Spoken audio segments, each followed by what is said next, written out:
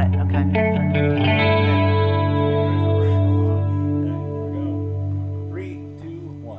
Welcome back, everyone. Donna Krech is with us today, getting us motivated for the week. Last time we talked about showing up big, and you were talking about one of the steps in that, taking tragedy, turning it into triumph. Right. That sounds hard to do. We're talking about Big Daddy Don Garlitz, right, in that interview that I did with him.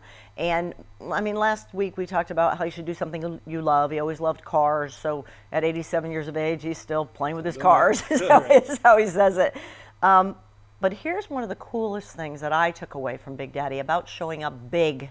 And this can be relayed to all of us. So Big was out there racing, and his focus was winning races. So he would tinker with the engine and mess with the body of the car, certainly make sure his skill as a racer was up to par so that he could keep winning races. He was out there just continuing to work on winning races. So whatever we do, we're out there doing our thing, right? Just trying to do the best we can at doing our thing. But here's the deal. When the engine sat in front of the driver, which it did forever, you would run the risk of that engine blowing up. Right in front of you. Which is what happened to Big Daddy. And he was burnt over, I want to tell you it was 80% of his body. His hands, now he's a race car driver, his hands were burnt so badly they were just mangled and melted closed. Okay. And he went through the process of a doctor telling him, well, we either have to cut off your hands or you're going to die. Big Daddy said, look, I'm a race car driver. Gotta have 'em. I'll die because I'm not losing my hands. They got him to another hospital. When it put him through surgeries, it was 6 to 8 months of recoup time. But in that time, he began to work on something we now call a fire suit.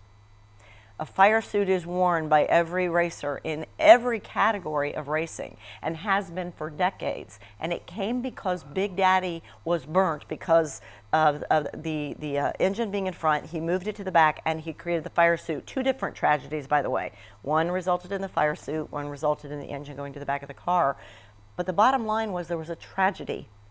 And in the tragedy, instead of looking at how badly he was harmed, because he was harmed badly. And instead of putting his focus on how badly things had gone and how life was never going to be the same, he looked at how could it have been prevented? How could it have been done differently?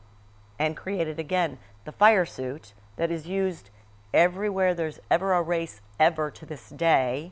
And eventually he put the engine to the back, which again is how all dragsters are set up today.